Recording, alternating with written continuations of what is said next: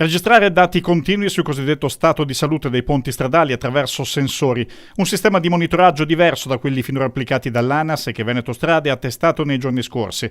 Un modello da applicare per 6 mesi prima di una possibile messa in campo su larga scala per i 550 ponti che la struttura ha in carico. Serve a controllare da remoto i ponti in maniera tale da vedere i cedimenti che hanno, eccetera, per avere i ponti in sicurezza e per evitare che succedano fatti come quello del Ponte Morandi a Genova, che conosciamo tutti purtroppo. Come funziona nella pratica il sistema applicato al viadotto Rudavoi sopra il Cortina d'Ampezzo? Vengono fatte 3 misurazioni ogni 5 minuti e ogni 15 minuti vengono trasmessi i dati.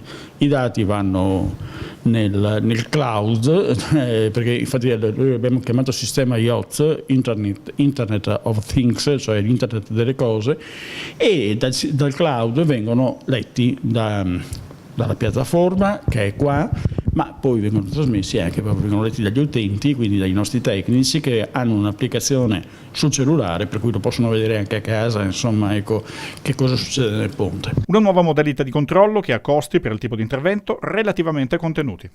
Qui abbiamo speso, complessivamente per mettere gli strumenti, per la piattaforma, per le prove di carico, abbiamo speso 34.000 euro. Sugli altri ponti penso che spenderemo molto meno perché sono ponti più piccoli, eccetera, quindi noi facciamo un conto di una media di 15.000 euro a ponte e abbiamo 2 ponti altrettanto significativi, uno sul Po vicino ad Adria e uno sull'Adige vicino a Legnago, e quelli potranno costare sull'ordine di 30.000 euro come questo, insomma. Ecco, su quanti ponti poi l'intenzione nel lungo periodo di operare? Nel lungo periodo è di mettere un sistema su tutti i ponti che abbiamo in gestione, che tra pianura e montagna, Belluno, sono 550. I sensori che costi hanno sostanziali di... Guardi, i sensori non hanno costi elevati, perché per cui 15 sensori abbiamo speso 10.000 euro in tutto.